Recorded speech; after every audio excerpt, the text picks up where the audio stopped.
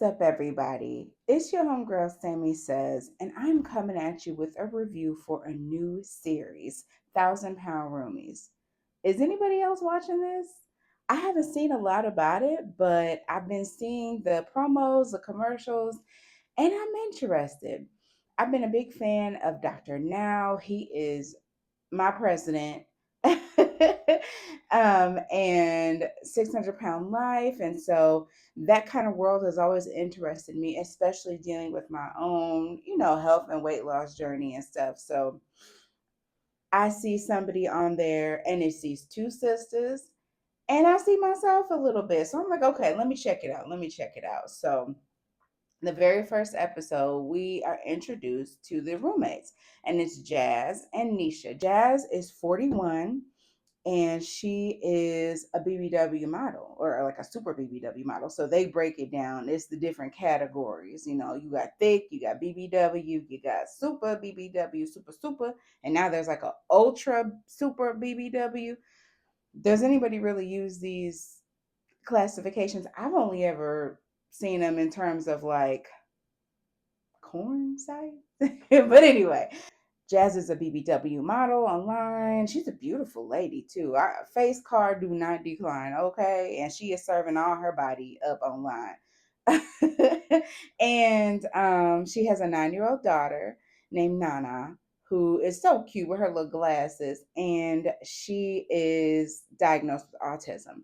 And so they kind of, raise her together. I'm interested to see where's her father. I don't know if they ever get into that, or if she has any other assistance with her daughter, family wise or whatever. But Jazz and Nisha met in a BBW chat group. I don't know if it's like a Facebook group or something, but it was for BBWs, and I guess they just hit it off. Nisha is 37, also from California, but she said that she actually grew up in a Christian cult. I really hope we get some more background about that because that is interesting.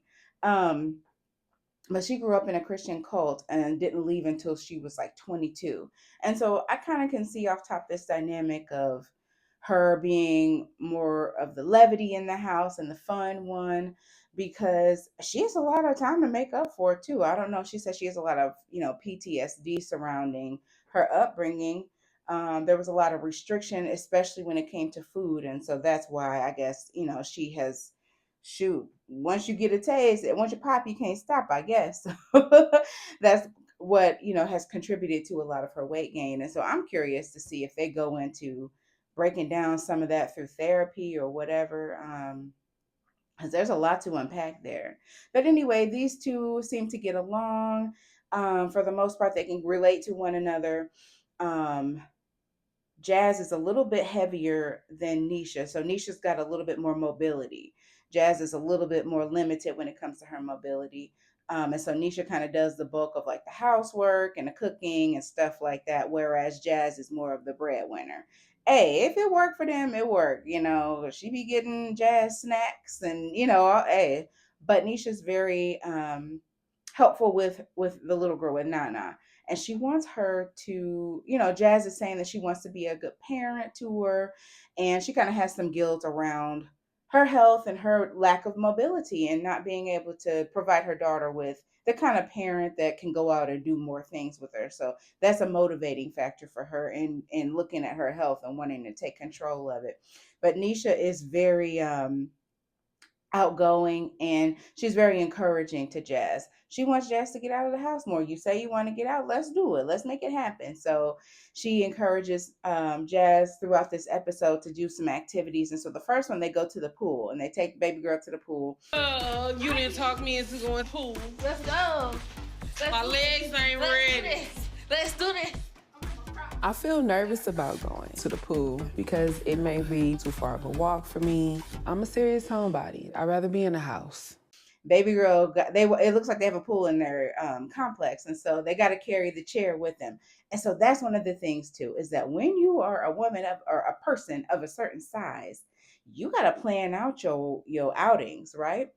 Where is the parking situation? How far away is it from the door to the parking lot? Is it anywhere to sit? What about when we get in there? What kind of seats they got? I'm telling you, personally. And so the little girl is carrying a chair because she knows that, most likely her mom isn't, she has to stop and rest. Mommy need a break. Hold on. Nana is only 9 years old, but she helps take care of her mommy the way any child her age definitely should not have to. Take a break. You sweating? No, Come on. I'm just fat. No, I got you. Mommy coming. Go ahead, baby. We coming. Okay. All I right. gotta carry this chair. God damn. Get to the pool. And I will say that Jazz has a lot of cute swimsuits. And I guess it's, as a part of her modeling. But girl, you better wear them swimsuits out, wear them somewhere.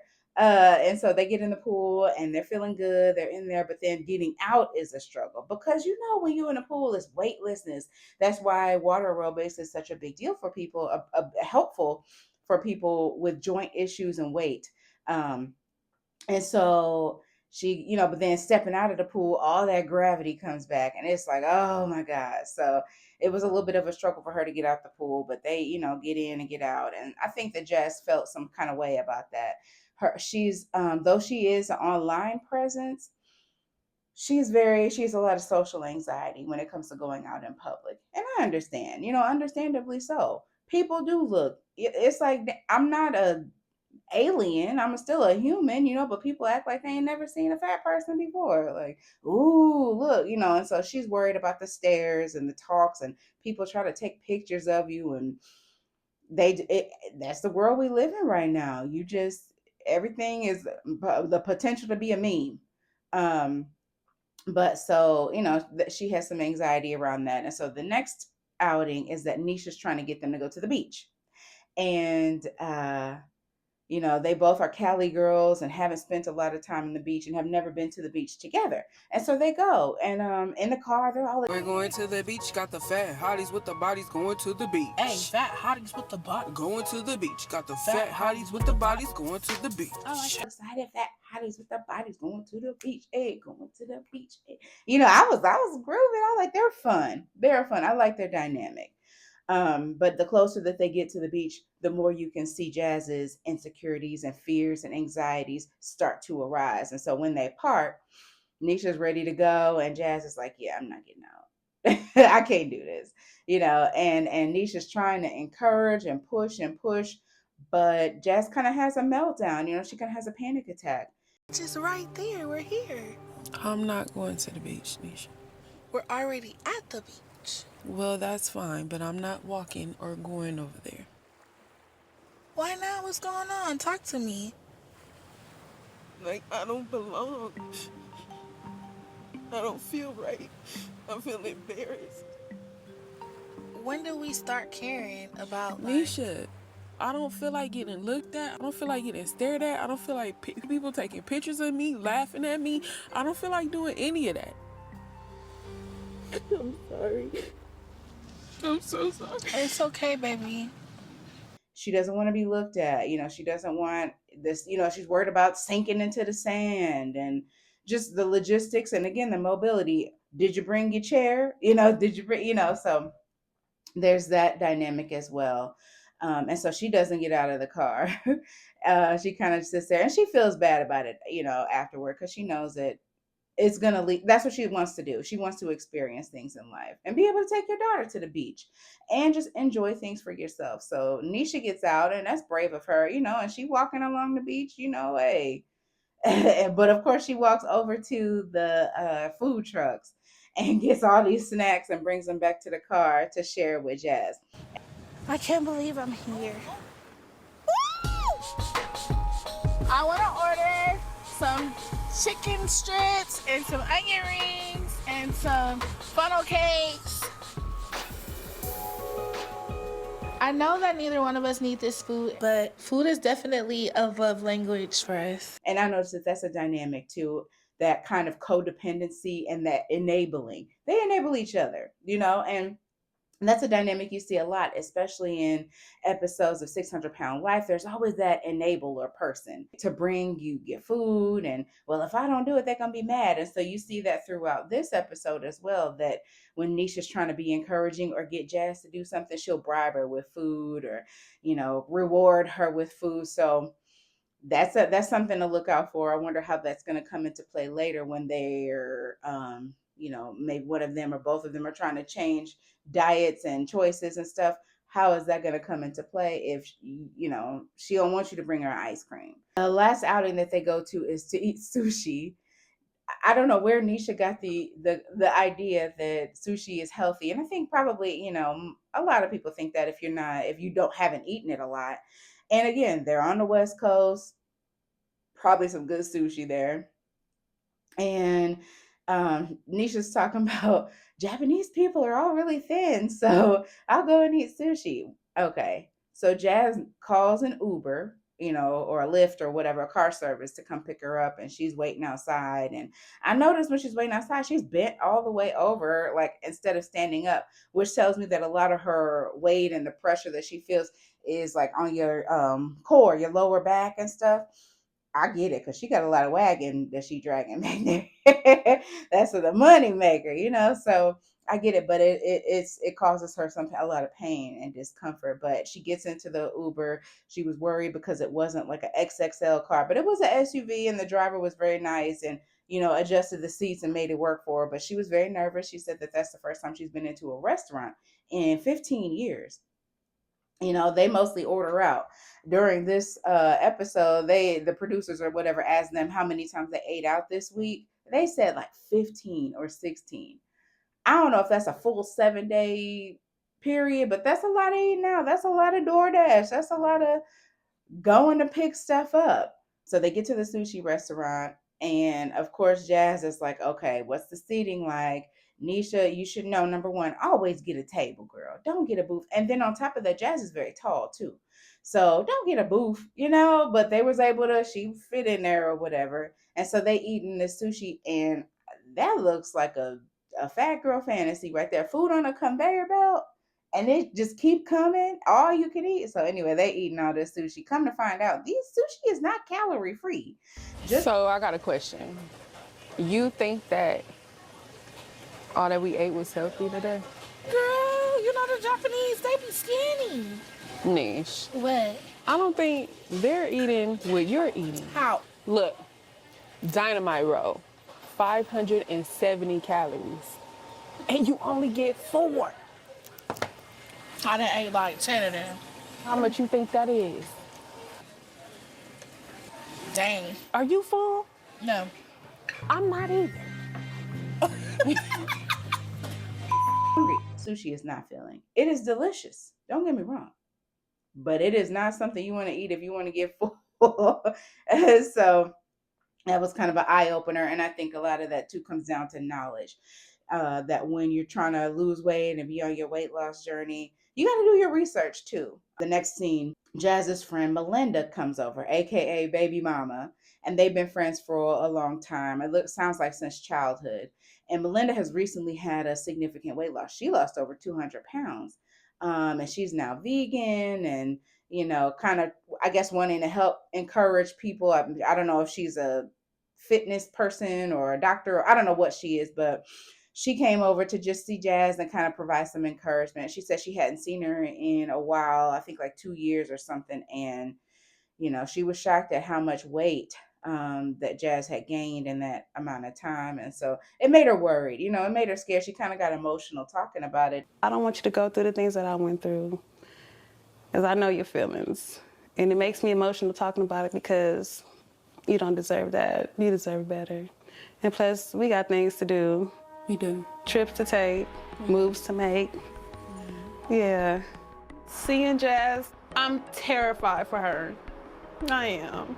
I know I try to smile and just keep everything happy and things, but it's really dangerous to be that size. And I just want to be able to just give her motivation on how to lose some weight and just have an extended life. She was worried about her, but she was being encouraging. But it was funny because as soon as she walked in, like before she walked in, and here we go with the enabling, Jazz and Nisha was both like, let's have a snack before she get here. Let's have some chips. Yeah, make a little snack. Let me hurry up before she get here. Oh, so they eating chips or whatever. And then baby mama walks in and Nisha trying to hurry up and hide the chips or whatever. And so then she see, Melinda sees Jazz's chips and she's like, y'all eating chips? Who eating chips? Who eating chips? Who eating chips? Oh, it was just a little snack. A little snack, huh? Yeah. Girl. No wrong with that, is it? Not me, I'm drinking water. Where your chips go? I had no chips. And Nisha like, what? I ain't had no chips. What y'all looking at? I ain't had no cake. Better mind your damn business. So that cracked me up. And I get it too, because it's like you don't want to be judged either. Because here you come, you used to be big, but now you done lost all of this weight and you vegan now. And don't be coming in here passing judgment if I want to eat my chips, So I don't think that she had that energy, but that's a legitimate concern. But Melinda does this, I guess, this online quiz or something it's a life expectancy and quiz, and they kind of ask you questions about your lifestyle and level of activity and diet, whatever. And then for Jazz, it said that her life expectancy was 44 years, and she was 40 at the time. And so she was terrified. That was like, oh my God, my baby. Like, yeah, I ain't even gonna, be here for my child. So that was kind of a wake up call for her. So she decided to go ahead and make a doctor's appointment. And I don't know why Nisha didn't do the test, or if she did, they didn't show it. But there's kind of that dynamic of comparison. And I see that when it comes to families or, groups of people who are all obese in a home together. And so I've seen that on episodes of 600-Pound Life too, where it's like a family and they're all different sizes, but they're all morbidly obese. But it's like, oh, well, you 500 pounds, but I'm 400 pounds. So, I don't need help like you need help, and it's like, okay, maybe, you're not as bad off as them, by comparison, but, by comparison to a normal healthy standard, you way off, so and I'm wondering if that dynamic is going to arise. I can kind of see little hints of it with Nisha. But she drives Jazz to her doctor's appointment. And Jazz, of course, is having her anxiety, while Nisha's trying to park. She's like, don't park, just drive off, so trying to procrastinate and, whatever. But she goes into the doctor's office just to get a baseline, because that's what you got to have when you start off. You need to, you don't have to go in with the expectation that they're going to schedule you for surgery tomorrow. You coming from someone who has been on a bariatric surgery journey, is something that it's a process. And so right now, get your knowledge, get your baseline, do your research, ask your questions, and consider it. Take stock. And so that's what this is for. And so it kind of leaves off right there that Jazz is in the doctor's office and they're talking to the doctor, who seems very nice, and asking her, why are you considering making a change, or why are you here today? And Jazz's why is really her daughter, that she wants to provide her daughter with another life, a better life, more mobility. And I can relate to that as well. I have a daughter as well, so I can relate to that too, as far as wanting you feel this guilt about not taking your baby out to the park as often as you should or could, or shame going up to the school and people, is that your mom?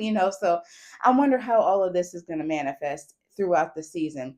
But this first episode has me intrigued. I'm intrigued for sure. I can see patterns, and I hope that some of them I'm wrong about. And I'm just interested to see more and learn more. We kind of learned more about Jazz this episode, but I'm interested to know more about Nisha too. That growing up in that cult thing is very that's very different. And so I wonder how that impacts her in other areas of her life as well, beyond just her health and diet. So we'll see. The next, they kind of show the previews for the rest of the season upcoming. And so it looks like we're going to get into more of Jazz deciding to, be on a path to weight loss, whether it be through surgery or what, and having complications. And, then we kind of get more into Nisha and her personal life. So I'm excited. I like the hotties with the bodies, boy. They're fun. They seem like some fun friends. So, stick with me. like the video, subscribe, and let's talk about this journey. Let me know how you guys feel. Do you feel like Nisha's going to be encouraging to Jazz, or do you feel like she's going to use her own fears and insecurities and anxieties to try and persuade her to not have surgery? So we'll see. Thanks for watching. I'll see you guys next time. Bye.